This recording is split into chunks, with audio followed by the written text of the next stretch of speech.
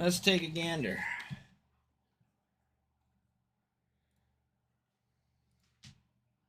This is Caleb Hart, and he just achieved a time previously thought impossible in Final Fantasy VII speedrunning. It's like a huge weight just got lifted off my shoulders, man. What up, Crater? Over the last 20 years, that's been a common theme in FF7 speedrunning. Someone says that something is impossible, and eventually they're proven wrong.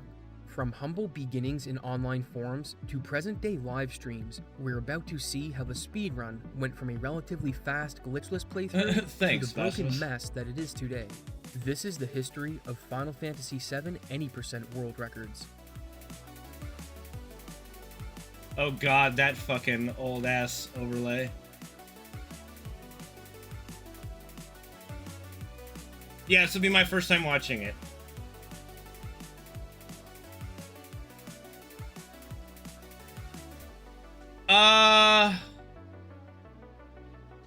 I don't think so. I don't remember what that's a reference for you.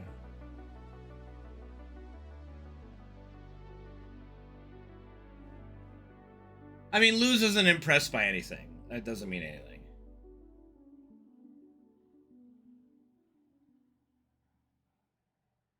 Speedruns are notorious for having incredible skips, but one thing you won't want to skip is this video's sponsor, Unpaid Intern. Unpaid Intern is a free, endless runner game for mobile and browser, and every week you can compete with groups of other players of your skill level for a chance to win $100. And the best part is, the competitions are completely free with unlimited tries. Jump, sidestep, leap, and smash your way through coworkers and modern office obstacles as you work your way up the ranks to challenge your bosses. I'll give my assessment. No pay-to-win stipulations, it doesn't sell your data, and you don't even need to install it. See if I agree. I don't know what Liz says was left out, but you can tell me after. Right in your browser. If you click the link in the description, you can start climbing the corporate ladder now, and not only will you receive one of each in-game item, you'll also be entered into the next cash prize competition. So what are you waiting for? Start playing Unpaid Intern now at the link below. And with that, let's get into the video. The narrative progression for FF7 is linear, with 29 bosses being required to defeat if you want to reach the end as fast as possible. Along the way, you'll visit various towns and points of interest with minimal backtracking, and the first completed run happened all the way back in 2003. It was done by Garland the Great. There's no video, but his blog says that it clocked in at 11 hours and 9 minutes. He wrote a guide so others could try the run for themselves. And it's worth noting that this wasn't done in one sitting, but was a segmented run where you grind a section until you're happy with it, then move on to the next, which was common back then for longer speedruns. Garland would post to the Speed Demos archive forum claiming that a sub 9-hour run is possible, but that sub 7 will never happen, and that a time around 8 hours and 30 minutes is the limit for the game. It's also worth mentioning that in 2006, a glitch hunter named Brutal found something he called paralysis dodge, where under certain conditions, you could move around during cutscenes you were supposed to be frozen in. He couldn't find a use for it in the context of a speedrun, so for now, it wouldn't be useful, which brings us to 2007, when the first record with video proof would be set. A regular across the multiple Final Fantasy forums, Faringa decided to complete a segmented run using Garland's guides, so let's take a look at the battle system, then go over some of the other strats. The combat system runs on active battle time, with each character and enemy being able to act when their ATB bar fills up. Regular attacks, abilities, and magic all use the same bar, but to use limit breaks, which are ultimate attacks, a separate bar is required to fill that goes up as you take damage. To unlock different magic and abilities, you need to equip objects called materia to your weapons and armor. We'll cover these as they become relevant, so for now, let's look at one of the first bosses you'll encounter, Motorball. The early game is filled with two types of bosses, run killers that have a high chance of game overing you, and pace killers that won't end a run, but will put it significantly behind, and the latter case is the category that Motorball falls into. There's not much to this boss, as its pattern is scripted, with your goal being to defeat him before he reaches his fifth move, which is always rolling fire, a devastating attack which hits every party member. You don't need to worry about rolling fire unless he lands a crit and forces you to heal, otherwise you throw grenades and have Cloud cast lightning, as that's his weakness. Since this is a segmented run, Faringa could reset on any boss he didn't get good RNG on and try again. So we'll only look at 2 more bosses. But first, I want to show off the only skip this run makes use of, Zalem skip. I think he's talking about at this point, when the party that's is what it heading was. to the Mithril mine, you need to cross an area known as the Midgar Marshes, where one of the only overworld enemies resides, Midgar Zalem. Zalem stalks you once you enter the marsh, and the fight is supposed to be inevitable, but there is a trick you can use in segmented runs to avoid it. If you save the game in a certain spot, you can manipulate the spawn point of the Zalem, so you can make it across the marsh in one shot without triggering an encounter. It's not guaranteed to work, but since Faringa can reset as much as he wants, Yeah, this is in reference he to just needs to like find the an very attempt where beginning, it works yeah. and continue the run. Deeper into Disc 1, we encounter the next pace killer, Materia Keeper, which is typically a long fight, but there is a way to defeat it very quickly. There's a battle mechanic called Lucky Sevens, where if a character or enemy has exactly 7,777 HP, they will deal that much damage on their attacks while in this state, but it has a special property when combined with the poison status effect. When a character takes poison damage, the game is coded in such a way that they deal damage to themselves, and when poison and Lucky Sevens are active on a character or enemy, they will self-target for massive damage. For Materia Keeper, there's a setup that exploits Lucky Sevens and has its self-target for massive poison damage, and even though this is a segmented run, it took Faringa 10 hours to get the correct pattern. The next boss we need to look at is Red Dragon that takes place in the ancient temple near the end of Disc 1. There's no trick with Lucky Sevens for this fight. Instead, the powerhouse strat of the run makes its grand entrance. This is Power Soul.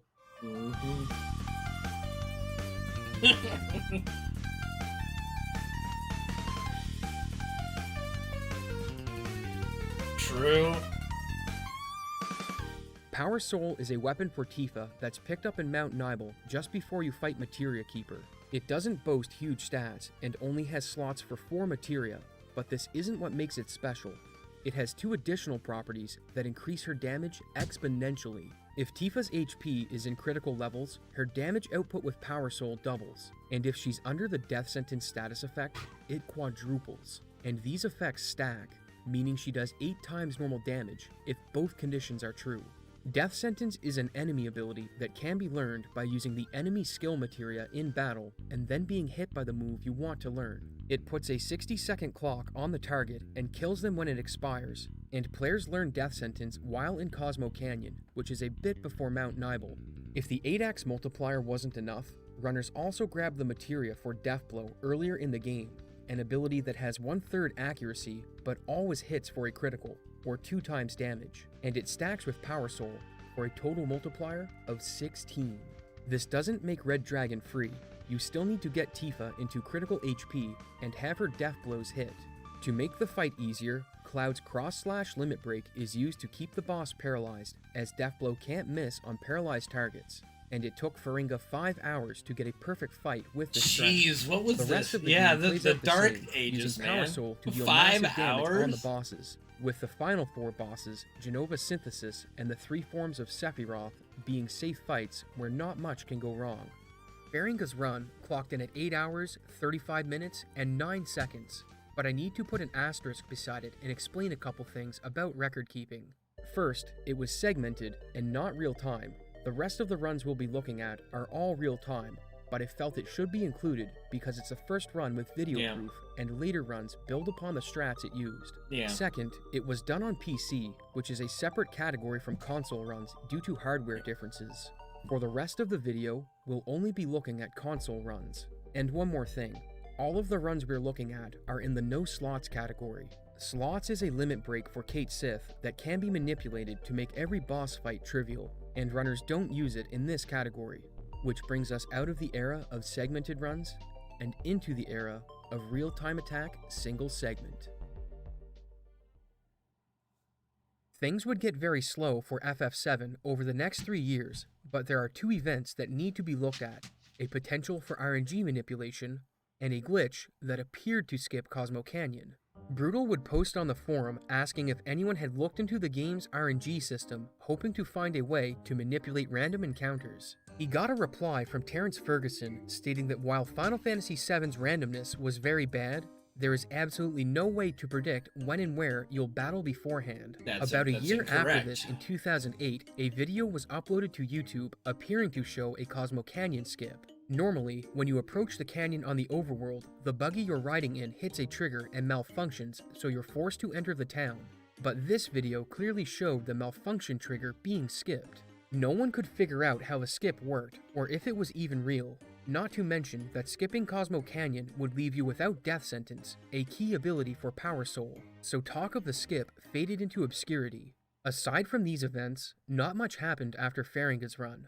That is, until 2011. When the first single segment run would be completed. Performed on November 11th, 2011, Pingval is a Japanese runner that endeavored to complete the first single segment run. He ran on the Japan INT version of the game, which has faster text than the North American version. But aside from that, it's largely the same, so let's jump in. You're probably expecting him to fight the Zolom, but even in an RTA setting, it's faster to save and quit than load back in with the clock running. So he resets the Zolom's position and goes across the field, where he immediately sets up a skip. Normally, after the Zolom section, you're greeted with a small cutscene when you approach the cave, but if you manage to open and close the menu on the same frame that the cutscene would trigger, you'll end up skipping it entirely and can proceed into the cave. This was the first skip ever implemented in the run, and it saves about 20 seconds, but there's plenty of bosses we haven't seen yet, so let's take a look at the remaining Disc 1 pace killers. Around the midpoint of Disc 1, we have to do the Bottom trigger Swell, for the and Chocobo his fight boils down to landing now. poison, but unlike Materia Keeper, there isn't a Lucky 7 strat involved. The reason poison is important is because he has certain idle animations that for some reason cause the damage ticks to happen twice. After you reach a damage threshold, he starts using an attack called Water Polo that locks a party member in a sphere and damages them over time. This needs to be dispelled by targeting the Water Polo with a spell, and we don't do the menu buffer anymore. Since a fully Water Polo team results in a game over. If you can avoid getting Water Poloed repeatedly, the fight shouldn't be too difficult or costly, and not long after, you're in for another pace killer, Jenova Birth. This fight is very straightforward as you lob grenades and use limit breaks when they come up, but due to the damage she's capable of putting out, she more than earns the title of pace killer. Random target lasers and full party attacks are her main source of damage. Imagine having the Buster but the Sword worst on this thing she fight can still. do is single target the same character these repeatedly, are some old as ass you'll be forced strats, to heal, dude. losing time. But Pingval manages to defeat her in just over 3 minutes. He proceeds to finish off Disc 1, which has a rematch with Jenova, and then plows through the bosses on Disc 2 like a man on a mission, triumphantly arriving at Midgar, the last area before Disc 3. Midgar is a long section with a cutscene, minor boss fight, and Hojo, a 3-phase boss. Across his 3 phases, there's a total of 69,000 HP to cut down, with Power Soul putting in most of the work. But there is a special mechanic we should look at that runners call weight tricking. If you go to the menu and look at the ATB options, you'll see 3 settings. Active, where the ATB bar fills in real time with no interruptions. Wait, where it pauses when doing certain actions. And recommended, which is a blend of the previous 2. If wait is selected when you enter any submenus or put your cursor over someone to target them, neither your nor the enemy's ATB bars will fill.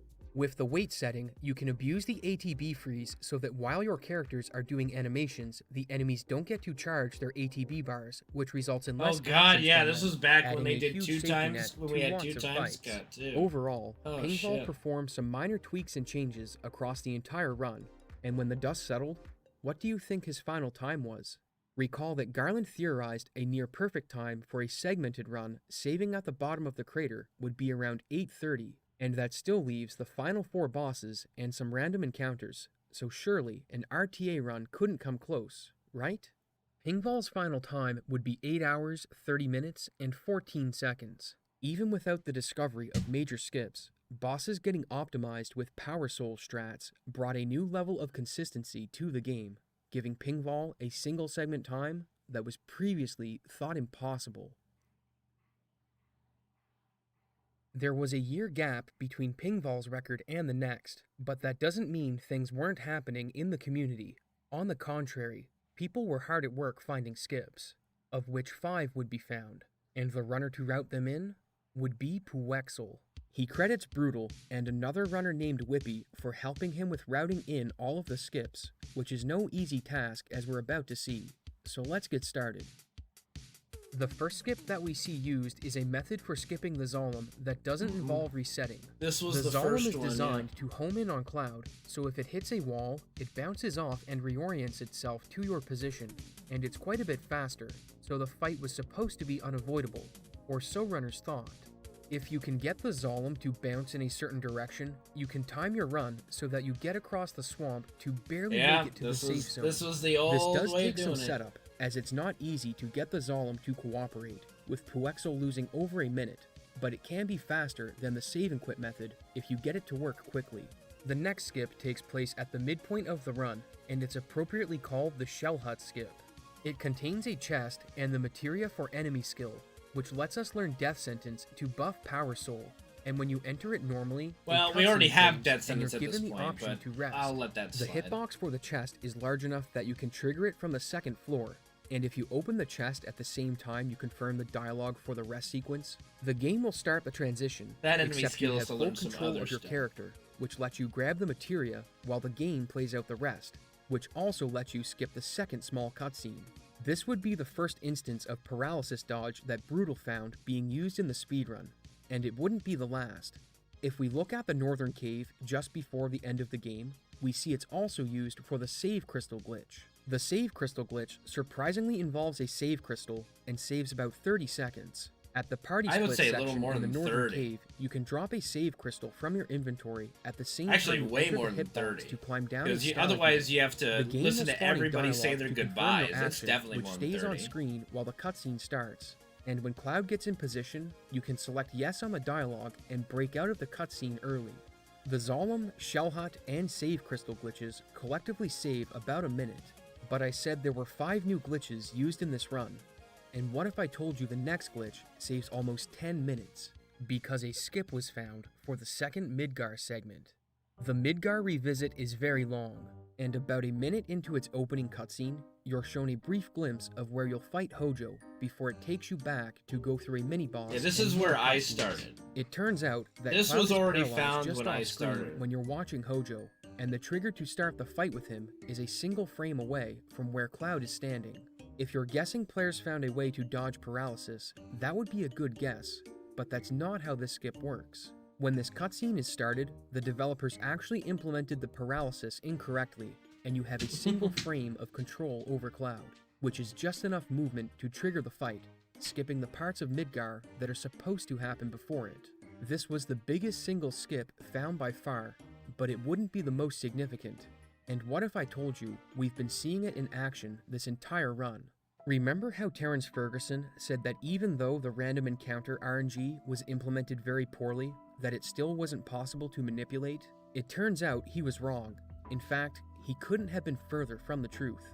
Brutal and Whippy would look deeper into the RNG, and they discovered that each step Cloud takes when walking or running corresponds with a precise increment in the RNG for certain events. They applied this knowledge to random encounters and quickly discovered that they could manipulate when they would occur.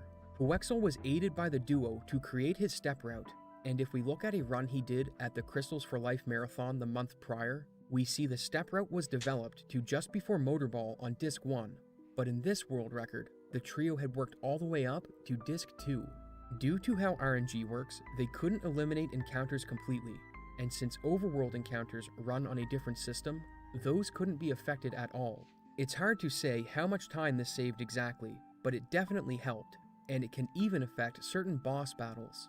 In the Genova Birth fight, it's possible to have the encounter be a preemptive attack, which means the boss will be facing backwards and you'll get a round of attacks before it joins the rotation.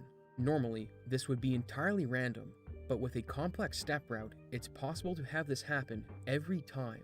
The preemptive fight doesn't change the strat. You still want to use limit breaks and grenades. You just get more damage in before the boss can act. And since we're on the topic of bosses, let's talk about the biggest strategy change since Power Soul strats were introduced. The enemy skill materia can be used to get more than just death sentence, and one move in particular proved to be very valuable to the run, Big Guard. It's learned from the Beach Club enemy near Cosmo Canyon, which is a random encounter, so it requires some farming. But that's not the only issue. Big Guard is a party buff that enemies won't cast on you normally, so you need to use the Manipulate materia to control an enemy's turn and force it to target the party. And since Manipulate doesn't have perfect accuracy, there can be some grinding involved. So why is Big Guard a big deal? It casts Haste, Barrier, and M-Barrier on the entire party, which means the rate your ATB gauge fills is doubled, and all physical and magic damage you take is halved while it's active. And there's no better fight to see it in action than Red Dragon. One of the big problems with Red Dragon is that if he crits a party member and kills them, it's likely going to be a game over, or at best, you're losing a huge amount of time healing. Since Faringa's run, there were two big improvements to the fight, however. Big Guard was routed in to mitigate damage, and the Sadness status effect was intentionally put on the party. Sadness is a status effect that makes you take 30% less damage from physical and magical attacks. It's definitely the most broken spell in all of Final Fantasy, without a doubt. When combined with Big Guard, you keep the damage reduction of both spells, but lose the penalty to your ATB gauge due to haste being cast. Sadness essentially keeps you alive, so you can cast Big Guard, which gives you more leeway. What up, Silic? How you doing, buddy? Thank you for the 90 months resub. This is a video. This is a video on the history of the world record history of speedrunning in FF7 by Abyssoft. So we're watching Demon's Gate. Demon's Gate takes place almost immediately after Red Dragon, and it's one of the biggest run killers in the game. The boss has 3 main attacks and follows a semi-set pattern, with it typically doing 2 single-target rock drops followed by a cave-in that targets everyone. Since the rock targets are random, this can make getting Tifa into critical HP very risky, as you need to get her low, then cast Big Guard and hope she doesn't get hit by a falling rock or cave-in. But there's also his third attack. Yeah, because you get bonuses for that. Yeah. This is his deadliest attack. You get a second bonus if you fill up your thing. It's executed, as he starts waving his arms around before using it. It hits for massive physical damage to the entire party, but he'll only use it after you've dealt a certain amount of damage. So the new strat revolves around getting Power Soul online and pacing your damage for survivability. With all of these new skips and strats, Puexel made his way to Sephiroth and was able to set a final time of 8:20:14, exactly 10 minutes ahead of Pingval's time, and the first live-streamed record of the game, thus ushering in the Twitch era in Final Fantasy VII speedrunning. Puexel's record was good, but it did have places to be improved. He had to farm a few encounters for the Big Guard enemy to spawn. There were some bosses that didn't cooperate, and it took him a while to set up the Zalem skip. Unlike in the previous era of FF7 speedrunning, we wouldn't have to wait half a decade for a new run, because less than a month after Puexel's record, the community entered the era of carnage. Papa needs a new pair of shoes. Come on, Tifa, do it for me, honey. Okay. Alright. I'm risking it. That was a YOLO fight, dude. That was a YOLO fight. Oh, this is gonna be close. Oh god, I think we're good.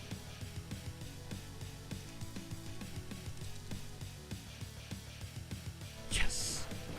Okay, we're in this. We're in this, dude. Carnage64 is a longtime Final Fantasy VII speedrunner, and he'd been doing runs at the same time as Puexel. His first record came on May 16th, but it only survives in the corner of his next record as a comparison video, and he beat Puexel by 38 seconds. We're not going to zoom in and watch a pixelated run, so let's have a look at his first fully recorded record set on May 23rd, as it contains some interesting improvements. His early game starts off great. God, look at that fucking overlay, dude. 7 and 37 seconds ahead. Most of the time save came from getting favorable RNG with bosses, and it's worth mentioning that Motorball had its strat changed based on how many grenades drop on the way to its fight, which allows for a bit more consistency. Motorball's development was relatively minor, but Carnage changed the Materia Keeper strat in a big way by cutting out the Lucky Sevens trick. He still used Poison and put Red 13 in as the caster, since you get his Seraph Comb weapon in Cosmo Canyon. Sadness is used on the party to limit damage and manage the ATB gauge, and instead of taking time to set up a lucky 7s kill, Carnage has Tifa use Power Soul to burst the boss down. Despite the new strat, the fight starts off about as bad as it can, with Tifa getting KO'd. Overall, he lost about 30 seconds on the fight, but he's still over 2 minutes ahead. You're probably wondering how he saved so much time earlier. Let's rewind to find out. Looking back at Puexel's record, it took him about a minute to set up the Zolom skip, but Carnage didn't want to lose a minute. In fact, he didn't want to wait any time at all, so he YOLO'd it. We're trying it. We're looking good. We're looking good. Alright, we gotta run. By the skin of his teeth, he made it across. He did miss the cutscene skip, but the time loss from that is only a few seconds, with the YOLO Zolom saving a whopping 56 seconds. This wasn't the only place he saved big over Puexel. When it came to farming, yeah, we used to name he got it on his second fight, putting him almost 3 minutes ahead. He managed to keep this pace going until the end of the game, where there are 2 bosses we should look at: Carry Armor and Diamond Weapon. Where did we find that video? I need that video. I want that video. One big reason: Lapis Laser. It's an attack that targets the entire party for huge magic damage, and since it has a 1 in 3 chance to use it each round, it's paramount that you deal with it quickly. Sadness and Big Guard are used to mitigate damage, and while this doesn't entirely protect you against bad counters, it does allow you to negate further Lapis Lasers by using another enemy skill. That's right. Magic Hammer drains 100 MP from the target, and since Lapis Laser costs 10 and Carry Armor only has 200, you can nullify Lapis Laser if everything goes well. A fully powered Tifa takes over the fight from here, and then it's not long before you encounter Diamond Weapon. This is the final boss before the boss rush at the end, and it has the potential to steal huge amounts of time. Diamond Weapon is immune to physical damage until it's hit with a number of summons or a single limit break. Once one of those conditions are met, he will go into a countdown where after 3 turns, it unleashes the Diamond Flash attack. If this happens, you need to repeat the cycle and will lose minutes, so it's important to kill it before the countdown finishes. To accomplish this, Sid is equipped with his ultimate weapon, the Venus Gospel, and the command materia Double Cut, which lets him hit twice every attack. It's integral that Tifa lands her Power Souls attacks here, otherwise another cycle will trigger, which is what happened in Carnage's previous run. But he has a great fight, and avoids getting a second cycle, putting him 5.5 minutes ahead. The final bosses aren't much to cover, as Tifa makes quick work of them at this point, and he saves a bit more time through to the end, for a final time of 8:13:52. Looking back, this may seem like an unbeatable run, but there were definitely places for improvement. You may have noticed the counter in the bottom of the screen, and this is used to track encounters throughout the run. As amazing as it may sound, no, I don't, Carnage dude. I have no never used idea. a step count for his run.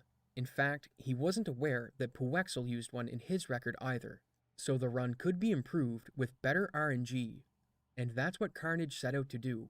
And over the next 4 months, he would set 9 world records. With his record on August 4th, he was just under 4 minutes shy of beating the game in under 8 hours, something previously thought impossible for even a segmented run. And on August 14th, something incredible happened. Given how hard he was grinding, his previous run had a lot of segments with very good RNG. So good, in fact, that he was in the red for the entire first hour of the run, until he defeated Motorball. He'd get further ahead after a near-perfect Zolom skip, which saved a ton of time over his last record, where he was caught by the Zolom and had to flee the encounter. He snowballs the momentum into a full 2 minutes of time save when he's 3 hours in. This is the pace he needs if he's going to set the first sub-8 hour run. Interestingly, he tries to steal an item from 2 different encounters on Mount Corel but fails, and we'll talk about what's going on there a bit later. Deeper in the run, Red Dragon does its best to steal as much time as it can, but Carnage evens it out with a great Demon's Gate fight. With 3.5 hours of run left, he's on a good pace, but he needs to find almost 2 minutes of time save to get the sub-8. The run oscillates between being on pace for the sub-8 and coming up just short. And after another Genova fight, he's almost 3 minutes ahead, but due to poor RNG with encounters, he bleeds almost a minute of it, leading into Carry Armor. Don't miss, baby, come on. Alright. Alright, that was... She missed, but we're okay. He was 3 minutes ahead, with 50 minutes left in the run. The only I might fights that start another remained run after were this. Diamond Weapon and the final boss rush. Normally, Yeah, there we'll start isn't much another run time after to this. save between these two splits, as it's really only possible to lose time if Tifa misses attacks on Diamond Weapon. However, in his previous run, he had 2 encounters picking up some items on the way to Diamond Weapon, and in this run, he had 0, which saved 40 seconds. After Diamond Weapon, he was 3.5 minutes ahead. Yeah. Somewhere in the final It's a split, powerful with drug, very isn't it? little RNG, I love how I he used to had black about out my 20 seconds of entire time saved splits to get because the of sub the image. There was one final hope. On your way to the boss rush, there's a What segment up, called Abyssoft? the How Final you doing, Descent, buddy? where you jump down a series of God, rocks, where did you and find each these rock videos? has I a don't even chance know of where these triggering are. a battle that I can need take to- I between need these 15 to videos. 25 seconds to run from. In his last run, he had 2 encounters They that are? scored 47 That's seconds good from him. news. If he had just 1 encounter, the sub 8 was still possible. 1 encounter and a first turn run. His hopes were still alive. A second encounter. Unfortunately for Carnage, the sub 8 was now out of reach. Yeah. He'd get a total of 3 encounters on his way down, but due to how well he played in the rest of the game, he PB'd by almost 3 minutes, for a new time of 8 hours and 51 seconds. The sub 8 was just on the horizon. Carnage's run was very good, but it wasn't unbeatable. The Red Dragon fight had a lot of time to be saved in it. Some enemy skills took multiple attempts to learn, and there was also the number of random encounters that could always Yeah. be lower. So Once while the this step was a counter strong came run, out, it was all wasn't she wrote, invincible. dude. Things would quiet down over the next few months. Carnage would still grind runs, but running against his current PB was a daunting task. It was going to take a special run to be able to compete with it, and exactly 3 And that's months what I to was the using day, W's. a new record would get set, and it wasn't by Carnage. If you've been watching my channel for a while, you may have heard of Kart 7 before. She's the person that discovered how the new boost technique in Super Mario Kart worked. And while Carnage was setting records, she was learning the run and had developed her own step count that covered the entire game. The race for who would set the first sub 8 was on. On November 18th, 2013, Kart 7 would get on a run, and she didn't just bring a full step count, she also brought a new skip. Early in the game, you arrive at Wall Market, where you need to gain access to Don Corneo's mansion Are those by my completing the dress splits? quest. It has I 3 had no possible idea. outcomes, but the fastest for the crazy. speedrun is getting Cloud selected as Don Corneo's bride-to-be. The dressmaker is in the local watering hole, where you have some dialogue to get through before you can exit. Okay, because it was But there's also an 80052, NPC so in that's the weird. bathroom you can talk with as well, and the game doesn't disable your movement while talking with them. This means you can keep their dialogue open while talking with the dressmaker, and since the game doesn't like having different text boxes running at the same time, you get another paralysis dodge. This lets you exit the tavern without listening to the dressmaker's full dialogue, saving about 15 seconds. This wasn't a huge skip, but every second is It feels precious good when so you're going far, for the sub obviously. 8. And it wasn't the only new trick runners were bringing to the table. The Zolom skip saw further developments. Instead of trying to bait the Zolom into going to the top left corner, runners now reoriented the camera so they were looking down the field and took refuge behind the corner of a mountain. This let them safely lure the Zolom into a Yeah. wall where You they could guys then all follow remember it this across the shit, field right? to Oh the my lethal God. mines. This was a lot more consistent and eliminated That's such a having risky to way do of a doing it, YOLO too, run yeah. where you sometimes ran the risk of getting caught. And armed with these new tools, Kart 7 set out to make history. So let's look at the run. It wasn't It that gets bad, off to a rocky honestly. start, but after bottom swell, wasn't the that run bad, starts to pick up honestly. major momentum, and one section No, in we don't particular is skip worth Zom looking anymore. at, We get the Mount Chocobo. Coral. This is a long section with lots of enemies, so Kart 7 made sure that her step route generated encounters that were easy to flee from. Taking an encounter doesn't alter your step count since the RNG inside of battles doesn't affect the overall No, I did. RNG. I tied So you lose just need to like in the flee and hope you 740s. don't get stuck being unable to run. I think it was like In her previous 745 or run, something. this section of the game is corrupted, so it's hard to tell how she saved 40 seconds this time. But it's likely that in her previous run, she got off step count and tried to brute force an encounter, and for good reason. Her step count forces 2 fights with bombs who have the right arm item that can be stolen from them. It can be used in battle to deal huge explosive damage, I know, but that's it only has a 9% that's chance subjective. of being stolen per attempt. So runners usually try a couple times, then flee the fight. But if you manage to steal one, you're in for a huge time save later in the run, as it's used in one particular boss fight. Dyne is a tragic character in the narrative, but the only thing tragic about him in the speedrun is the time you lose fighting him if you fail to steal a right arm. He has the potential to be a run killer if he gets a bunch of crits, but that's rare, with the typical strat being to throw 4 Molotovs, but with a right arm, you can end the fight instantly, saving 3 whole turns. Thanks to the right arm, her run was over a minute ahead after Dyne, well on pace for the sub-8, but the game wasn't going down without a fight. There's a boss called Palmer not long after Cosmo Canyon that isn't particularly difficult, but he can be a pain if he targets the same party member repeatedly, and in this fight, he ends up killing Red, which requires a Phoenix down. This ate up most of the remaining time save, and the next split, where you farm Magic Hammer for carry armor, had a bad encounter, which put it in the red. The days of farming carry armor. I don't so things desperately needed to turn around, How am I supposed and to the know Red all Dragon the games and that Demon Gate exist? fights were What just the the place longest for it to speedrun happen. is. But she wasn't coming at the mercy of RNG, because Red Dragon had a brand new strat. Through Carnage's last few records, the weight trick strategy was being developed for several boss fights, and Red Dragon was one that it would be eagerly applied to. Some attacks in this fight have long animations, so it's advantageous to open a submenu while they're playing, which lets you chain more attacks. Bro, like my old this overlays the are the volatility of Red craziest Dragon, thing. but doesn't eliminate the danger completely, with the plan still being to use cross slash to paralyze the boss so that Tifa's attacks can't miss. This strat saved 30 seconds and helped put the run back on track.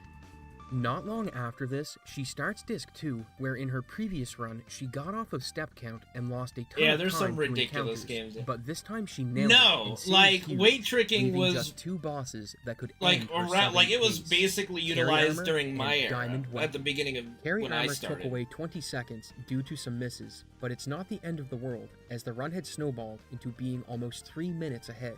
And with a 1-cycle diamond weapon, there wasn't much stopping this from being the first sub-8 in FF7 history. Even a 4-encounter final descent barely nudged the pace. This run was destined to make history, and with the final hit on Sephiroth, the time came in. 7:58:03, the first sub-8 by almost 2 minutes. You might be thinking, what happened that she was able to save so much time? The strat development certainly helped, but even combined, the bar skip, new Zolom setup, and right arm on Dyne don't equal 2 minutes of time save. So why was she able to smash the sub-8 barrier? The answer is the step route. The step route, average encounter takes about 15 seconds to run from if you get it on the step, first turn. it does save a lot how much more of an than that when it impact got a step route can have, finished, let's look at the Whirlwind Maze. There's a part in this section where you need to pass through a strobing wall. If you're hit, you'll be sent back to the beginning and forced into an encounter apologize, you can't just being run an from. ass. This can be avoided with a step route, but in her previous run, she missed the timing and took the encounter, which lost 1 minute and 50 seconds. In the sub-8, she got through safely, which goes... Okay, so the step counter has nothing to do with the Whirlwind Maze, by the way. Like, the Whirlwind Maze, you just run through it, just wait for it. For me, there's a trick I do.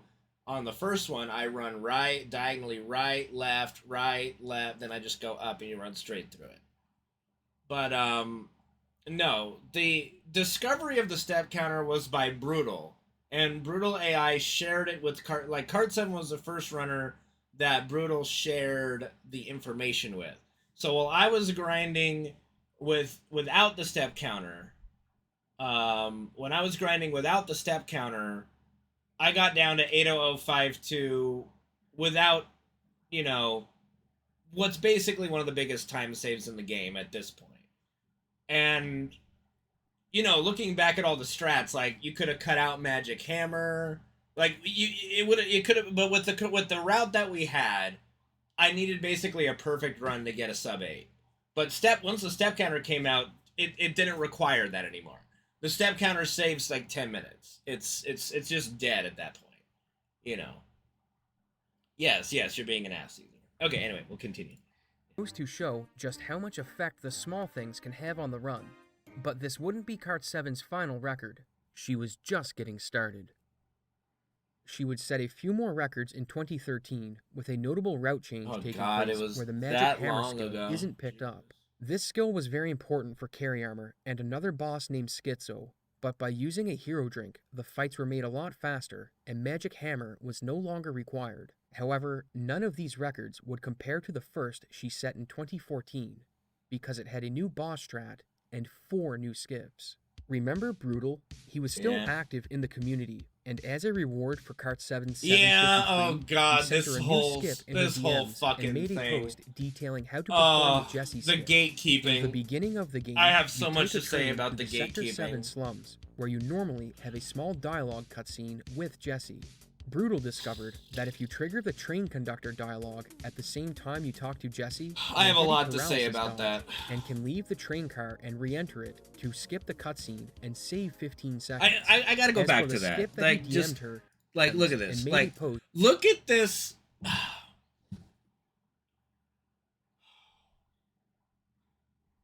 This for me is the most aggravating part of me running this game, is that a lot of stuff was already known by people that never really ran the game.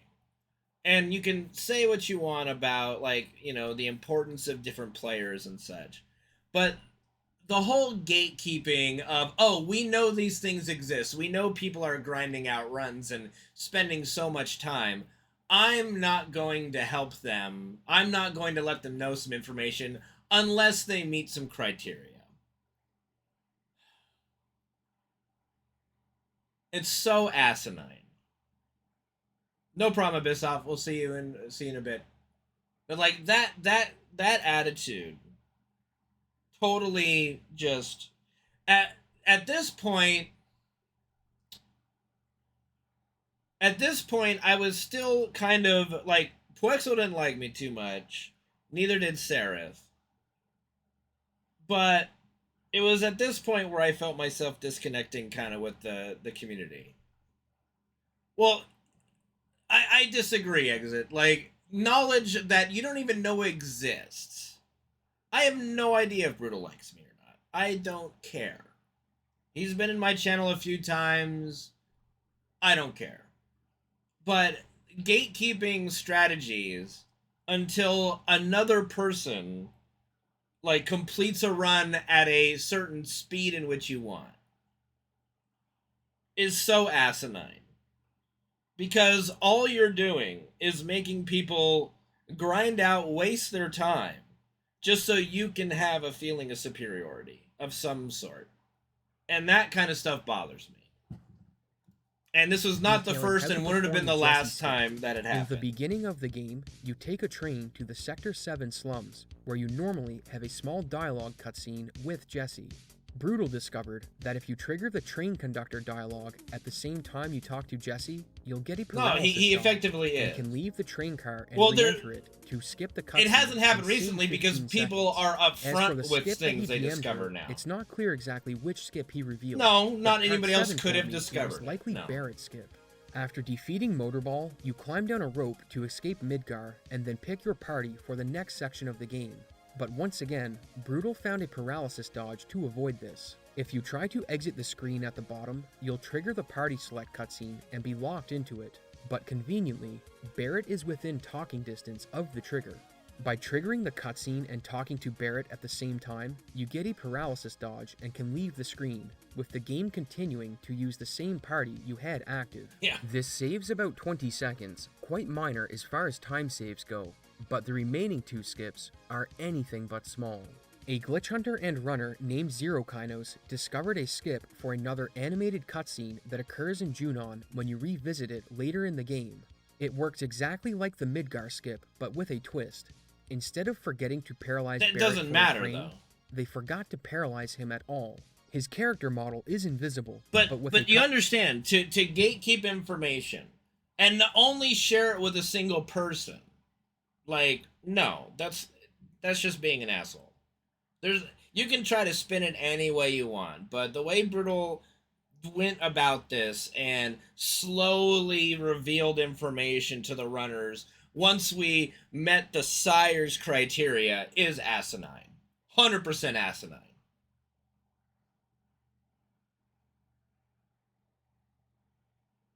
No, they weren't. No, they weren't. Not what we're talking about.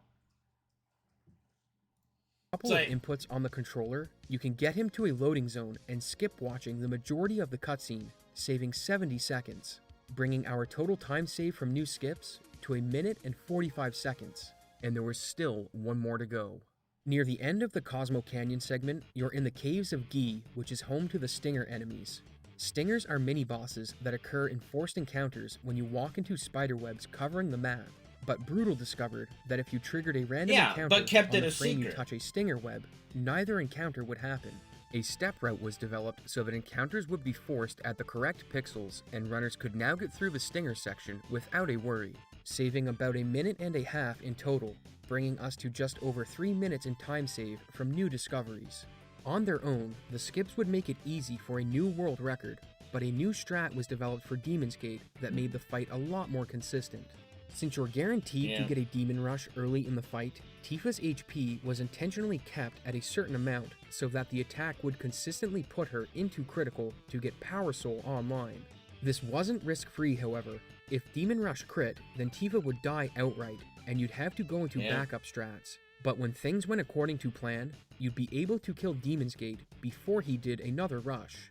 With these new tricks, Kart 7 set the first sub 750 in January, and through to May, she set 2 more records, bringing the time down to a 7:44:39. No, it's not anyone with access to the game. And said that he would release another new skip if someone could get a 7:42:30 time. Look at this. No, not anybody could just do this. Like, I don't have the resources to do this. Okay, I didn't have the resources nor the idea of doing it. Not anybody could just do it. That's just stupid. That's just... No, I don't have a weird perspective on her knowledge. This is not a weird perspective. This is someone literally discovering something. No, that's how a community works. Like, when I discovered or I made adjustments to the run, I told every single person. Okay? Like, I did not keep it a secret, or not keep it to myself. When I made improvements to the run, I shared that with everybody that ran the game. It doesn't matter how much time goes into it. So what you're saying, just because it took time, means no one gets to know about it until I feel like it. And I mean, if you want to say yes, then okay, but you're still an asshole. You're still being an asshole. Like, okay, well, if somebody can get a sub 742, I'll share another thing I know. That's being a dick. Period. In a speedrunning community, it's unanimously that's being a dick. And you could disagree, but it doesn't matter. So the majority view it that way. Unfortunately for Brutal, he wouldn't get to reveal it is absolutely being a dick. dick. Kart 7 discovered the new skip all on her own. When you reach Calm for the first time after the Zalem skip, there are a series of flashbacks that reveal some of Cloud's past that you have to play through. They contain battles and some overworld movement, and in one of the sections, a small cutscene plays where a photographer wants to get a picture of Cloud, Tifa, and Sephiroth before you can proceed. To skip the cutscene dialogue, another but then you're only on top used, because you're not sharing information, not because you're better. At the same time as you enter the mansion, which also causes text to appear. The text box gets stuck on screen, allowing you to skip the cutscene and walk to the next loading zone. Oddly enough, this glitch only works on PlayStation, as it will soft lock on other versions of the game. That is true. It does come with a downside. With the scene skipped, Sephiroth never gets added back to the party, which means Cloud has to do all of the flashback battles himself. This required a new step this info wasn't as shared. Solo Cloud would easily be KO'd in a lot of these fights. This ends up saving more time. It doesn't matter if you don't know the video creator is here. Now that the game criticizing how somebody speaks is being an ass. In and out of Cloud when setting up a scene. Whether he's here or not is irrelevant. The skip photographer and Sephiroth dialogue save about 50 seconds, with Kart 7 setting 2 more records after its discovery midway through 2015. With the record sitting at a 741 flat, the question on everyone's mind became when would Kart 7 set the sub 740, and just 3 days later, they got their answer. But it wouldn't be by Kart 7. This player started off running Mega Man X and switched to FF7 not long after. Oh, yeah. If you're thinking it's Caleb Hart, that's a good guess, but it's actually Ajneb. Yeah, I forgot Ben played at Mega Man X. But his run isn't notable for what went right. It's more notable for what went wrong. The RNG was obviously good since it was a new record, but to get an idea of where the record could still go, it's worth looking at what went wrong. Bottom swell took an entire minute of time due to poison not sticking until the 5th try, with another 30 seconds being lost trying to get Manipulate to land when farming Big Guard. When he arrived at Final Descent, he had fought back to be 15 seconds behind Kart 7's world record. She had 4 encounters on her way down, so all he needed was 3 or less, and he had a shot. No, not necessarily, because you could be watching a record but have no idea how a thing occurred. I want to say Caleb held it at one point for a little bit. I don't remember. I think so. Like when one of the newer routes, like when one of the newer skips was discovered.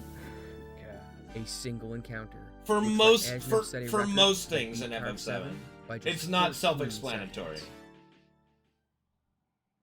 If we look back at the major time losses and throw in some overworld encounters, it paints a picture of a record that can go well below a 740, which meant the race was on to see who would be the first to break the barrier. The photo skip wasn't the only new trick that runners were using. Diamond Weapon had a brand new strat as well.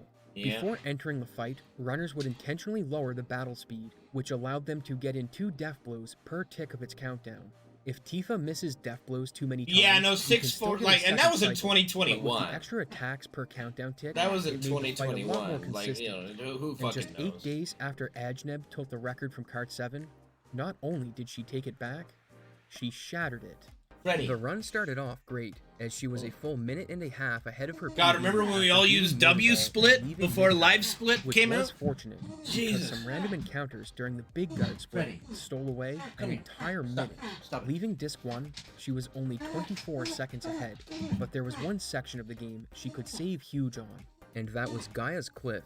Leading into this area is the Great Glacier section, and in her previous run, she took a random encounter, but with strict adherence to the step count, she avoided the battle and started to bring the pace back. Give me 1 second. Let me just open the door and let him wander a bit. Come here. I'm trying to get through something, Freddy. Come here. Come here. Come here, baby. Okay, come on. All right. Come on. Up we go. All right. Go ahead. Do whatever you're gonna do. Okay. Get back in. Deeper inside of Gaia's Cliff, there's a section where you need to defeat 3. Well, yeah, I mean, not sharing the step counter. The timing for the fights can be tight, and in her PB, a set of enemies managed to take turns. That's the only way you can really describe it. But this time, it's non-cooperative. Inputs lightning fast, and everything went according to plan. She saved almost an entire minute on that section alone, setting a new gold split, with another gold coming right after. Most of the runner, most people who speedrun the game were very upfront with information until she was almost 2.5 minutes ahead going into the final descent. Her previous run had 4 encounters. This time, she had 1. Almost an entire minute saved from pure RNG. She made quick work of the boss rush, and the final blow to Sephiroth came at 7:37:45. Over a 3-minute PB, and a new world record. Things cooled off after this record. Kart 7 would move on from Final Fantasy VII Speedrunning, which left Ajneb and Carnage who were doing regular attempts. Ajneb would eventually beat Kart 7's record by 11 seconds, and then things really slowed down. For almost 2 years, there wouldn't be any new records, but there was something very interesting that Brutal posted on the forums.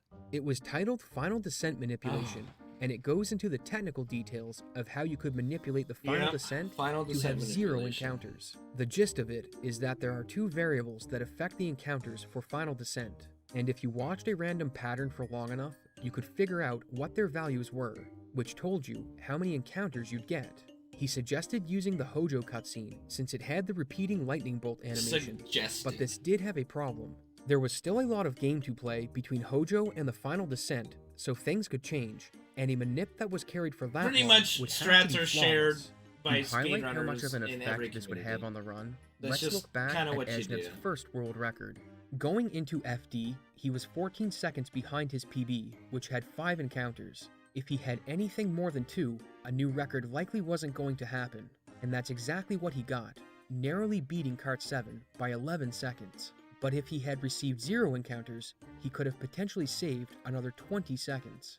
A manip for this would be huge, as it removed a slot machine right at the end, but it sadly wasn't thought possible in a real-time setting due to all of the variation that could happen between Hojo and the final descent. 2016 would see no new records, but in 2017 that would change, as the game saw its first new record in almost 2 years. It was pretty much almost 3 everybody minutes shares a ahead of distaste for that. Ajneb's and had better RNG throughout most of the run. There weren't any new skips used in it, but not long after, a new skip would be found, and it came from a source nobody expected. Ajneb would run FF7 at Summer Games Done Quick in 2017, where he was joined on the couch by Dave Stereo and J2 Champ, 2 accomplished runners in their own right. Considering that the run uses marathon strats and safety saves, it goes fantastic, with a final time of 7:48:04. This was the game's first appearance at a major event, but something else stole the spotlight. Yeah. It No, wasn't like I anything said, that happened during the everybody run. shares It was a stuff. comment that was left on the video. If you look deep in the Except comment section, Brutal you see and- Jesse and Gordon Card at the leaving time. this comment. You Like, can skip Luz the conversation share- with like, Eris everybody after shared. sneaking out of her Oh house boy, by here we walking go. along the bottom of the screen and Here we going behind go. her and proceeding to the area before the playground. The conversation in question happens before you Oh, head to Walmart no. to do the dress quest, and it has 2 parts. The first, where Eris blocks your path and has a small Oh, dialogue no. with you, and the second, The where you fucking spend time Eris talking skip, at the dude. playground. Oh, Jesse's comment would be no. investigated, and it turns out the skip was legit. The loading zone for the next area has a few pixels that you can get to with the right setup, skipping Yeah. the dialogue with Aerith and the playground cutscene, saving a minute and a half. But there is a catch. The cutscene trigger only checks for the player every other frame, and in order to skip the trigger and hit the load zone, you need to enter it for exactly 1 frame and have it be the frame it's not checking, Yes, which he has means to this skip censor my fails half the splits. time with no way of influencing The it. good old 50-50. Runners just had to hope that they entered on a correct frame. The skip was found and verified in July of 2017, but a new record wouldn't be seen for a few months. Luzbel's run was so optimized that even with a minute and a half time save, the amount of things that needed to go your way still made it a difficult mountain. Okay, I can see why Luz didn't like that. I think, okay, my head here is that Luz didn't help too much with the making of this, so we didn't have a lot of footage, because all of a sudden Luz has the world record, never saw a run from there in the video. So my hypothesis is that, you know, there was some, that I can see why Luz might not be too happy with the video. Is because he got kind of, it seems like he got left out a little bit. I don't know if he just didn't respond to when Abyssoft like approached him on making the video or what. Yeah. So my hypothesis, again, with no basis other than my own experience with Luz, is that he just didn't help, and so yeah, couldn't really include his stuff. Climb, but there was one person actively trying, Carnage64. It had been 4 years since Carnage last held the record, and with a new skip, he set out to reclaim his throne. He has a good early game and hits the playground skip, then has some trouble hitting the setup for photo skip and goes slightly in the red. Yeah. But with 5 hours of run left, there's still plenty of time to save.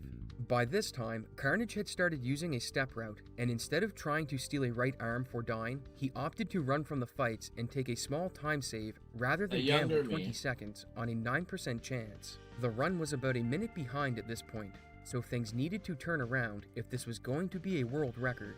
Fortunately, Carnage had a time save that was almost guaranteed to work. We haven't talked about the Palmer boss fight yet, because it's not a hard fight if you pay attention to who he targets and heal accordingly. But like the Dine fight, there's an item you can steal that can speed the fight up immensely. To refresh your memory, while you're at Cosmo Canyon, you pick up the enemy skill Death Sentence, which is integral to the run because of the damage multiplier it gives to Power Soul. But the enemy you learn it from also has the M Tentacles item that it can drop, and while learning Death Sentence, Carnage had it drop too. When used in battle, M Tentacles casts Bio 3 on an enemy, which deals good base damage and can badly poison the target. And if used in the Palmer fight, they drastically speed it up. It's Dude, lucky I that love Carnage tentacles. managed to steal 2 of them, because the first didn't have its poison stick, but the second did, and he saved almost a full minute because of it. This was a major turning point for the run, and he started because gaining each one's huge able chunks to of drop time from here one, on out, so technically you until get the unthinkable 3. happened. Unless it was only 2 enemies at the time, I don't remember the encounter.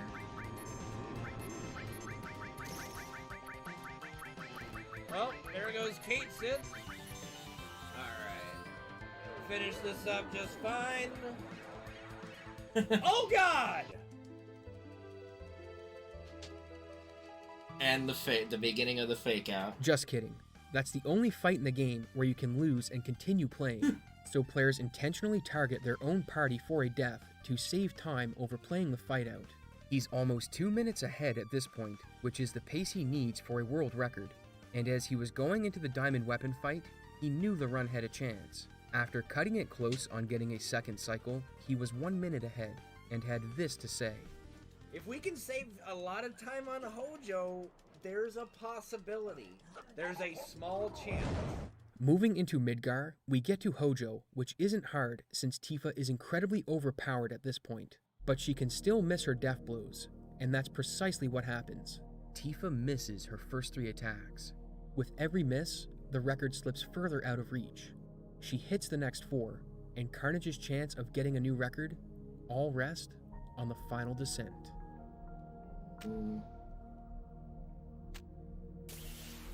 One encounter.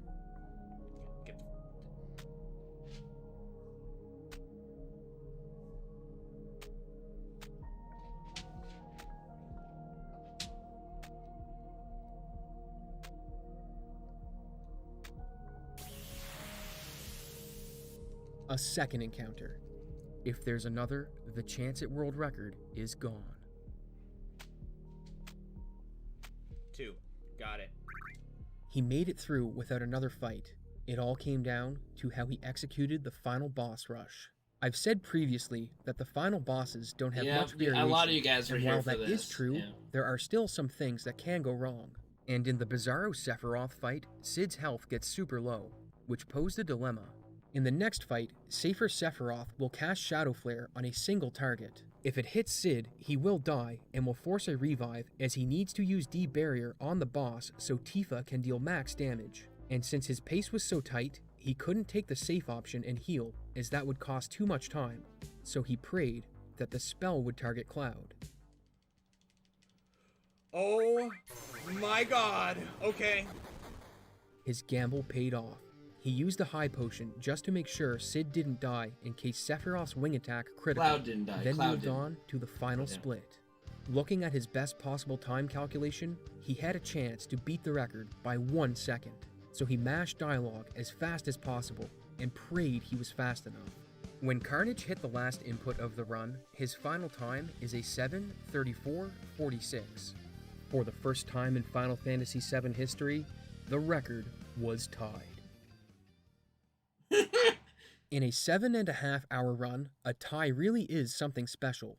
For the RNG in the various splits to align so that 2 runs have the same time I appreciate is that, Noel. astronomical. You can always say that Carnage would have broke the tie if he hadn't used the high potion on Cloud, but that's also true of getting 1 second of better RNG on any of the segments. Being set on December 23rd, this was the last record of 2017, and the tie would stand for months. The 2 runs were just that good.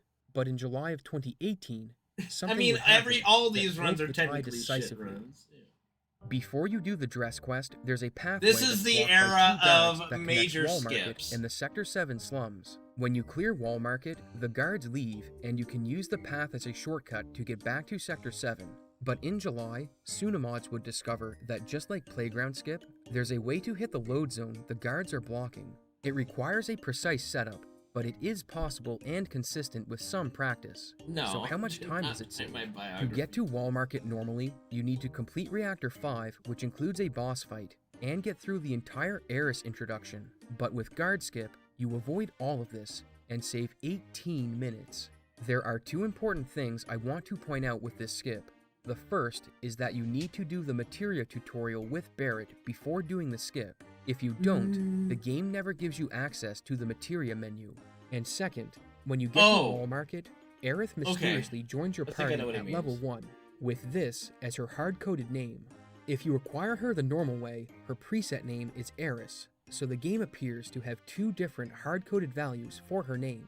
Have fun debating which is correct in the comments, because with an 18-minute save, we've got some records to look at. With that much time to save, anyone that was close to the world record would have a shot at breaking it, and Dave Stereo's PB was 1 minute behind Carnage and Luzbel's time.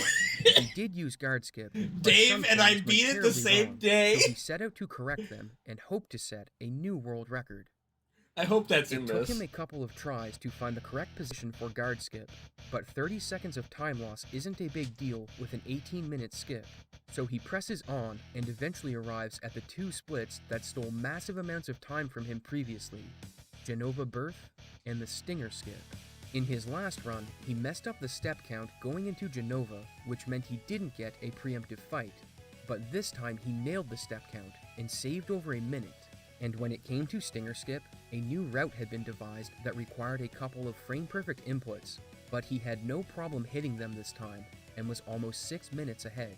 Split after split, the time save kept adding up. Even a bad carry armor that stole a minute wasn't going to stop this run. And even with a 4-encounter final descent, the pace Dave had built up was unstoppable. When he delivered the final blow to Savor Sephiroth, he knew he'd just done something special. And when the dust settled, he lowered the record by almost 7 minutes, setting the first sub 7:30. There was a lot of room for the record to improve. Dave's run had used up 7 of the 18 minutes afforded by guard skip, and 3 people rose to the challenge of squeezing everything out of it: Carnage, Luzbel, and a newcomer named Zeal. Over the course of these 4 records, the trio would squeeze almost everything out of guard skip, with Zeal having the final record of 2017 on December 23rd. The time was 16 minutes away from a sub 7, but it was considered to be practically impossible due to everything that would need to go right. For comparison's sake, the same day Zeal achieved his new record, a task was released using current strats that finished in 6:44:19. This was the theoretical limit of the game with current strats, but it did a lot of things players couldn't do, like perfect menuing and manipulations. This video was released prevented yesterday. overworld encounters, but it did show that there was still a lot of time to potentially save. Luzbel would take the record back in February, with the time saved from guard skip being almost fully used up, and I think it's time we went back to 2008. Remember this video I mentioned earlier? Here we Well, go. it turns out that not only was this video uploaded by Brutal, but the skip it showed was legit. There's a lot of history with this skip, and I've made a video covering it in detail, but here's a rough timeline. Brutal this knew video about the is skip an back in hour and 2008, 27 minutes and long. as the game got more popular, he would give hints to runners and glitch hunters about its existence. Oh, In here we go. 2016, he sent out codes to different runners, and together, they contained a hint to the skip. When the code was deciphered, it spelled out CC skip, with everyone speculating that it had to be for Cosmo Canyon. And in 2018, after a few more puzzles, everything would be revealed. Brutal confirmed that the original video was uploaded by him, and that the skip was indeed for Cosmo Canyon. For over 10 years, he had kept this glitch secret and given out hints hoping that someone else would solve the puzzle. You're probably wondering why, and the answer is because the glitch was only possible by dumb luck. If you try to enter the desert while mounted on a chocobo, you're forcibly dismounted and get a text box. But if you point the joystick away when dismounting, you'll enter a glitch state where the text is still on screen. If you cancel the text box... Yeah, with the this same old... input Dude, you this used was to the enter end of buggy, speedrunning the for glitch will sure. persist The while you're old riding the Cosmo vehicle. skip... Once Okay, in let me this state- touch this really quick. The old Cosmo skip would have been the end of FF7 speedrunning forever. It was so bad. Like, it's so... Like, as much as I dislike glitches and skips in the game in general, the old CC skip would have been legitimately the end of all FF7 speedrunning. Like, it would just killed it. And it actually is what made me take a break. I took a break specifically because of this skip. If you go to Cosmo Canyon, the buggy won't malfunction and force you into the town. Instead, you can drive by and skip the entire section. But things weren't this easy. First, getting the position for the buggy and dismount was very hard, and second, if you took a Dude, it single was overworld fucking encounter awful. while in the glitch Like, the buggy, single trick most would fail. horrific Overworld encounters skip run ever on a different system is the than old encounters CC in skip. towns and dungeons. Instead, they rely on Cloud's coordinates in the overworld, the camera's position, and the in-game timer. Since you I'm getting can't my know what groove pace you'll back, be that's on for when sure. arriving at the setup I'm for the definitely- glitch, the in-game time component definitely makes need to this get my trick groove almost back. impossible to execute.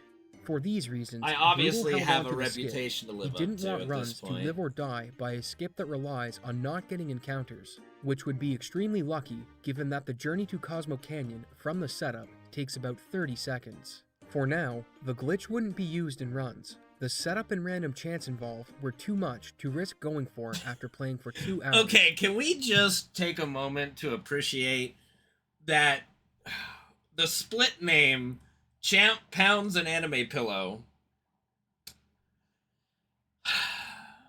is forever ingrained in a world record history of FF7 speedrunning.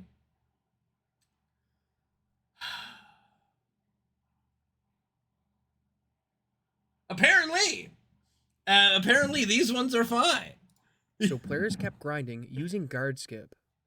In July of 2019, Zeal would set 3 more records, a 7:13, a 7:12, and a 7:11.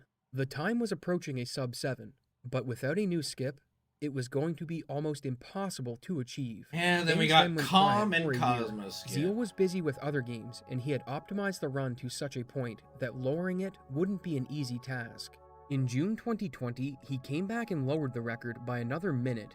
Then in July, he lowered it again with a run that had very good RNG when acquiring the Big Guard skill and just 2 encounters in the final descent. This run was just 12 minutes off of his sum of best splits, so if things were going to improve, there would need to be a run with the best RNG to date, or a new skip had to be introduced. And I'll give you one guess as to what happened. It wasn't better RNG, it was Cosmo Canyon skip. Mies Baker had been looking at ways to carry a manipulation on the overworld and found one that could be used in runs. It required starting the setup at a certain in-game time, so if you arrived early, you'd have to wait a bit before you started executing. Yep, here But it the time is. saved was well worth it in this case. Since the other part of the manipulation involves Cloud's coordinates, it was mapped out so you only need to hold cardinal directions. This way, you'll encounter the Chocobo on a certain pixel so that you only need to hold left once the battle is over, which gets you in the perfect line for the desert text dismount onto the buggy. Once in the vehicle, a route was created that has you stop on certain pixels and change directions, with this only being possible due to the buggy having precise movement. If it moved inconsistently, this trick would be TAS only, but it did come with problems. Much like people speculated 10 years ago, skipping Cosmo Canyon is a big deal. You miss out on experience from some battles, and more importantly, you no longer pick up Death Sentence to bring Power Soul to its full power. It can be picked up later, just before the Shell Hut skip, but it meant that 3 important bosses had to be rerouted: Materia Keeper, Red Dragon, and Demon's Gate. Zeal would be the first person to do CC skip in a run, so let's have a look at everything that changed.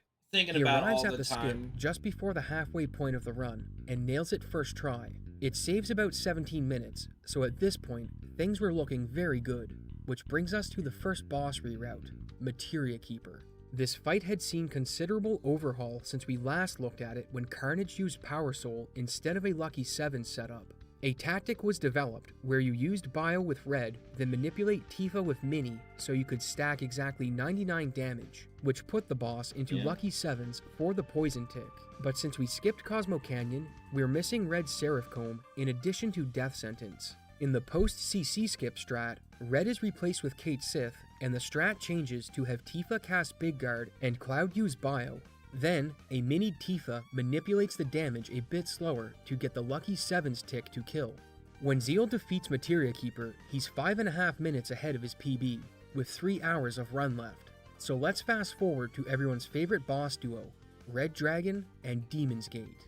Missing out on Death Sentence is a big deal for these 2 fights, so to compensate, Cloud gets equipped with the Yoshi Yuki, a weapon that gets a 100% damage increase per dead party member.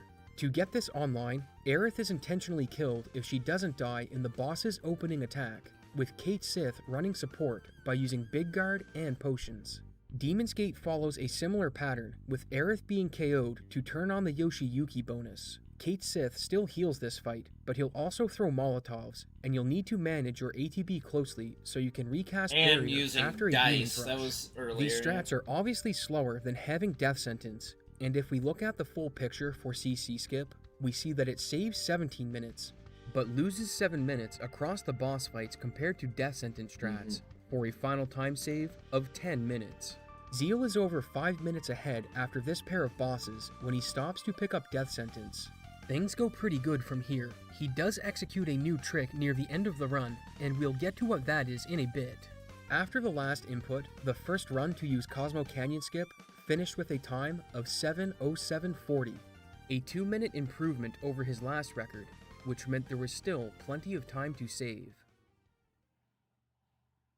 Cosmo Canyon Skip saved a lot of time, but even with its inclusion, the run was just on the cusp of sub-7 being a possibility. It wasn't going to be a great run that achieved the time, it was going to be an exceptional run.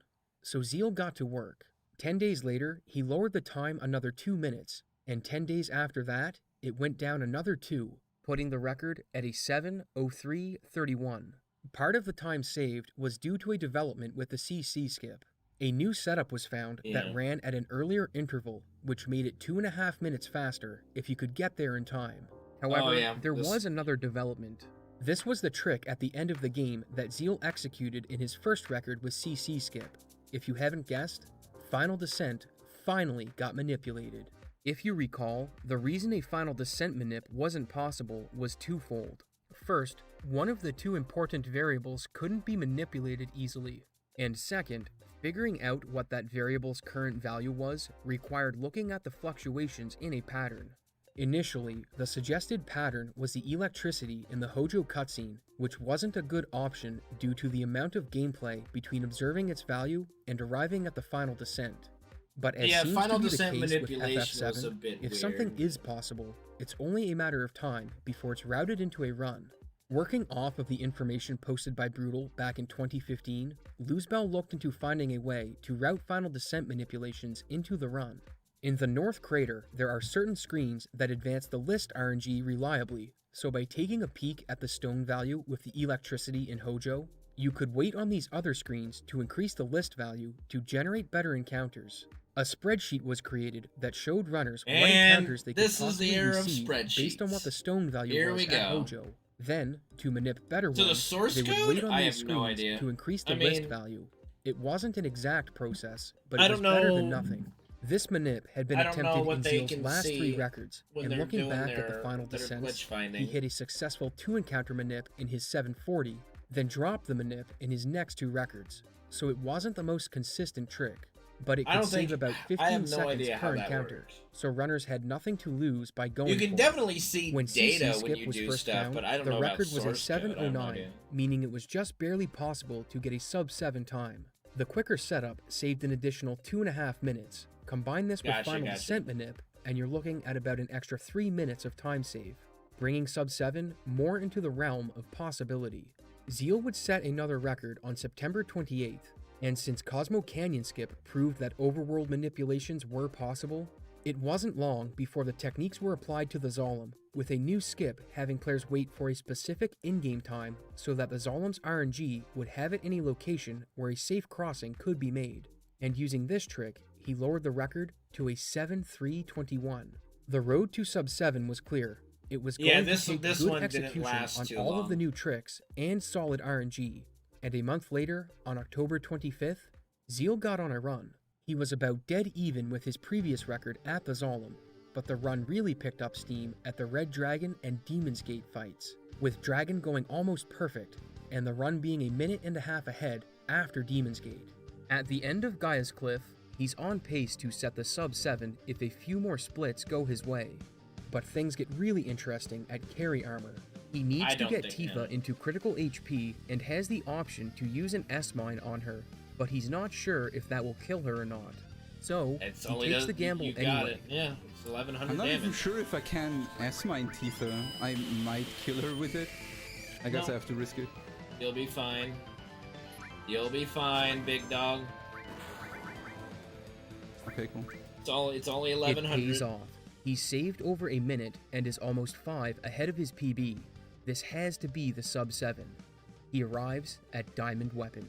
An opening shot that kills Tifa forces a revive, and a lack of limit break on Sid forces him to use a time-consuming summon to start the first cycle. That 40 never seconds are feels lost good. in the fight. He's still on pace, but there are still things that can bleed time. Tifa can miss hits on Hojo, and there's still final descent manip. He had to miss one time, right?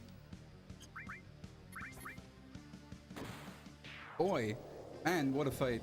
A single miss on Hojo puts the fate of sub-7 on the final descent manip working. He does a quick calculation and comes up with his current seed being an 8 encounter final descent. Luckily, he still has a chance to manipulate it.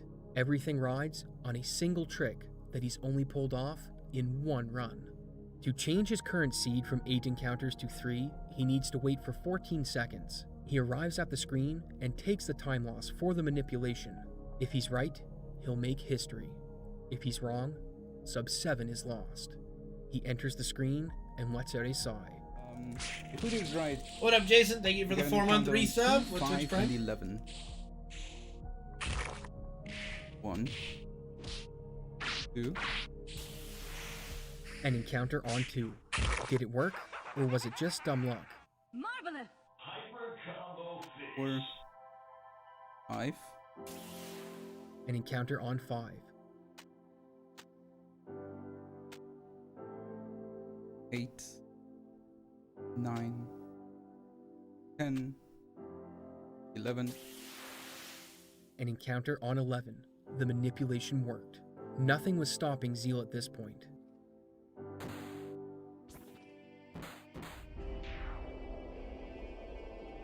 Ba-ba-ba-bam.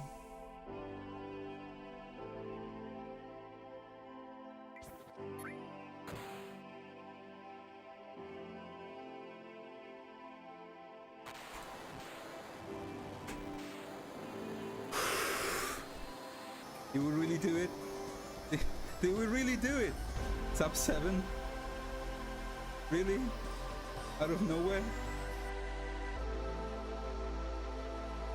Well, again, sub-7 wasn't gonna happen until a lot of shit was found, but yeah. That is so cool! Oh man, low even 5909. After 23 years, it finally happened. Final Fantasy VII was beaten in under 7 hours. The Nothing Sub-7 really to was a learn from landmark this. for the game. Not only was it the best in this category, it was the best of any category. As the any % slots run hadn't routed CC skip Yeah, in the slots Zeal's run has record always was been the kind of fastest run just for Final the Fantasy redheaded VII ever. stepchild. But even big things though were brewing in the it community. was the run that In started 2020, everything. a team of glitch hunters consisting of Kuma, Ace Zephyr, and Mitsudo would find a new setup for Cosmo Canyon skip. If you position the buggy in a precise location next to the malfunction trigger, you can get out of it, then back in, and skip the trigger altogether. This version doesn't require a chocobo, so you no longer had to wait for a specific time to force the encounter, but you were still Yeah, required to Stegman, press cardinal someday. directions on the controller. And to avoid random battles, runners get out of the buggy along the way, as this has an effect on overworld encounters that let you avoid them. Zeal wasn't the only person pushing the time lower. Caleb Hart 42 had a time just 5 seconds away from a sub-7. And with the new Cosmo Canyon skip, he aimed to break the barrier and dethrone Zeal. Leaving Midgar, he's almost 20 seconds ahead, and a second try poison on Bottom Swell is huge, as it lets him save a minute and 20 seconds for a massive gold split. If he keeps this Yep. pace, not only will he sub-7, he'll beat Zeal by about a minute. No, those are He splits has being no trouble with censored. the new I think Cosmo Canyon Caleb skip, has and the run inappropriate goes on a split bit of names a like roller me. coaster ride from here, as he bounces between being 1 and 2 minutes ahead. Some splits he gains, and others he loses. And going into carry armor, he's 2 minutes ahead. This is one of the last bosses that can end his run. Wow, Tifa, come on. It's all like so many runs of just come on, Tifa, come on, come on, stop, stop fucking up. Oh my god! Been there, done that. Oh my god! Been there, done that. Oh my god! 9 straight misses from Tifa bleed off. How did he, time. like, how is he still lucky had a to get to chance, kill but carry can't armor? afford any more Like, misses. 9 misses and he Diamond doesn't weapon get kills lapis Tifa, lasered which again. loses Like, 20 more seconds. what is At that this shit? point, Hojo needs to cooperate. If not, That's some he won't have to bullshit, worry bro. about beating Zeal. He might not even sub 7. No! Dude! Oh, dude, I know. You gotta be kidding me! Yeah.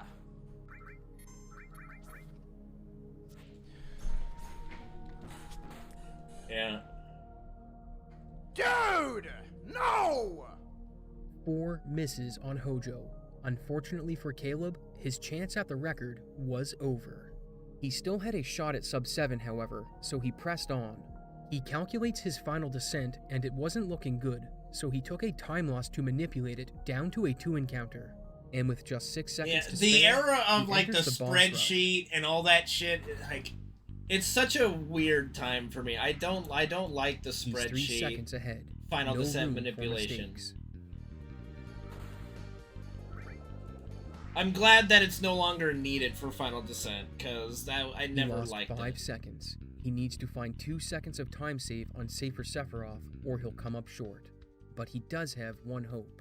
If Sephiroth targets Cloud or Tifa with Shadow Flare, he'll need to spend time healing, which will kill his sub 7. But if he targets Sid, he can avoid the time loss and save about 13 seconds. Missile early would be insane, but there's no way. You get it too late. Miss. Come on! Miss! Miss. Yes! With that, Caleb would become the second person on Earth to set a sub 7. And while not a world record, he Fucking has one of the hulking most out, wholesome bro. reactions I've ever seen in speedrunning. It's like a huge weight just got lifted off my shoulders, man. I like to use this cutscene as like that we go through. Eventually, it gets better. Yeah.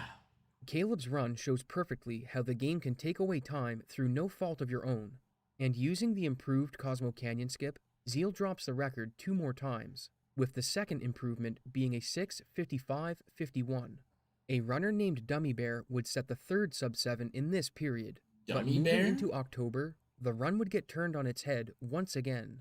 In October, Kuma would discover something peculiar with how the world map renders triangles and stores the one you're standing on in memory. The technical details are quite complicated, but the gist of it is that by dismounting a chocobo on one side of the marsh, running to the other side, then running back and mounting it as the Zalem encounter happens, you can get the chocobo in a glitch state when the battle is over. Once in this state, Kuma found a route that got you into a specific position. Yeah, the all old for the comm skip purpose was of also arriving at garbage. this river. It's If funny everything is how it done always correctly, starts as when you garbage dismount and the then chocobo, it you'll find becomes yourself good. in the ground. That is And good, if at you least. move along a precise path, you can cross the river. This gets you to Junon, skipping the Mithril Mine, Calm, and the flashback sequence with photo skip, making it the biggest skip in the game, with 18 minutes of content being eliminated. The glitch did come with risks, however. The setup was quite meticulous. with See, lots like, of here's what spots I'm talking for about. Like, errors. we're always talking about, like, can you see source code or not? Like, these are the things that you can see using tools on an emulator that help people find the glitches. And thank you, Brock, for gifting a sub and gifting 2 total. Thank you very much for doing that. So, I wouldn't call it, like, you're not looking at source code, but there's definitely, like, people like Brutal, you know, Sunamods when he was doing his thing, like, all these guys that found this stuff, they're definitely looking at information that you can't get just by playing the game. To creep in, and You could do become get stuck some in the information ground from at the that. river and softlock, which killed the run. This softlock is precisely what happened to RJ the Destroyer, and while frustrating, he didn't let it get to him too much and booted up another run. It doesn't start off the greatest, as he's almost 50 seconds in the I'm red. doing good, leading Jason. It's mid-gun. good to see you, buddy. But this gives him another shot at the calm skip, provided he I'm doesn't enjoying softlock this, second this time. video. It's a It good took 8 tries to initiate blast the from the glitch, past. and once he arrived at the river, he made it through, avoiding the soft lock. He turned the 50 seconds of red into a huge 15-minute time save. He keeps this pace all the way to the end, where he sets a final time of 6:49.50. From a softlock to a record is quite impressive, and having streamed 9 hours of the game already, he opted to raid Dummy Bear instead of doing a runback, and what happened next was nothing short of amazing. Dummy Bear hit calm skip on his second try, and when he was in the Genova fight was when RJ would set the record. Dummy Bear's PB was just 3 minutes behind RJ's new time, and coming out of the fight, he had built up a good pace. It was just before Cosmo Canyon skip that RJ's raid would come in, and despite the pressure from the new viewers, he executes the skip flawlessly. Moving deeper, we see he's just under 3 minutes ahead after Demon's Gate. At this pace, he's only 30 seconds behind RJ's record. Only a few more things need to go his way. The only time losses he does see are limited to about 20 seconds, and after a perfect final descent manip, he only has the boss rush left. He PBs by an incredible 4.5 minutes, lowering the record by 1 minute and 1 second, and cutting RJ's reign as number 1 to just 5 hours. It was the fastest world record turnaround in Final Fantasy VII history. Zeal would set a 3-minute record 5 days later. Things were moving very fast for the speedrun, and they were about to get faster because Kuma found a new setup for calm skip. Instead of going to the river, Kuma found that you could dismount the chocobo at the mithril mines and walk through the mountains using the same exploit as before. The setup was faster, but it also had a risk. If you got an encounter while inside of the mountain, you would become stuck when the battle was over, killing the run. This was found in early November, and Zeal would use it to push the time all the way down to a 6:37.25, realizing the full 18 minutes of time save from when it was first discovered. The run was done on December 10th, 2021, and the record wouldn't budge for several months. It was very optimized at this point, but there was one time save left to be routed in. It had been known about for a while, but was by no means easy to implement. I'm talking about elevator manip. When you enter the Shinra building in Midgar, you have the option of taking the elevator or going up the stairs. If you take the stairs, there aren't any encounters, I'm and curious you have a long how it gets dialogue sequence explained. as you climb to the top, whereas the elevator can be shorter, but has the chance for random encounters, unless you arrive on floors where Hito greets you. You probably know where I'm going with this. Since there was a chance of encounters, that meant they could be manipulated. But just like Final Descent, these weren't the easiest to influence, and the method of doing it was by no means a cakewalk. It involves triggering a battle inside of the elevator and then using menuing and the position of Cloud's hair to adjust your RNG And a on the metronome. fly, with a perfect And elevator slow having motion one video. battle followed by 3 Hito encounters. But before any of that takes place, you need to video record a waterfall earlier in the game so you can know your RNG's starting value. Players watch back the recording in slow-mo during cutscenes and are looking to track the intervals between the particle glows in the waterfall, as these are determined by the RNG value you're trying to deduce. Once this is complete, you enter the values you found into a spreadsheet that tells you what manipulation you have to perform once inside the elevator, with all of the effort culminating in a time save of a single minute. It's worth noting that Carnage is the only runner to have a perfect unmanipulated elevator, which is about a 1 in 1800 chance, and given the difficulty of the manip itself, it was going to take someone very dedicated to route this in. Enter Zeal, and what is likely the greatest Final Fantasy VII speedrun of all time. August 8th would be a day 25 years in the making, with every skip and trick covered so far being routed into a run. In the first leg of the game, he was ahead on every split on his way out of Midgar. He nailed calm skip first try, and when he fights Bottom Swell, poison sticks on the first cast. He was over a minute ahead in the first hour and a half. Going good, He Mark, gets going asked good. how low he thinks the run can go with current strats, and has this to say. I think realistically like a 33 is still doable. If you get like no bad splits, you get a 33 also. He doesn't lose time until the Genova birth fight, but it's only a single second, and in the Coral Mountains, he manages to steal a right arm. Things got really interesting when he arrived at the run killer duo, Red Dragon and Demon's Gate, with near perfect fights on both bosses. The run was officially a juggernaut. Amazingly, the Molotov that Kate sifted through needed to be the killing blow since Big Guard had run out, Had it not, Demon's Gate would have hit for 800 on his next attack and ended the run. There was also a concern in Gaia's Cliff.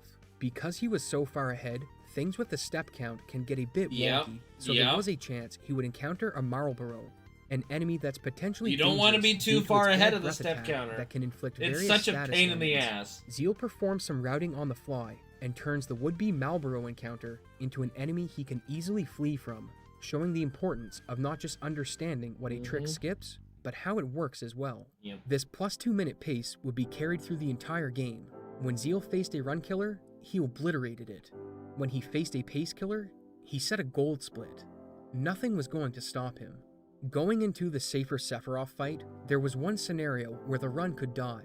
If Cloud got hit by Shadow Flare and died, the normal attack that followed would hit Sid and paralyze him, which would have the fight spiral out of control.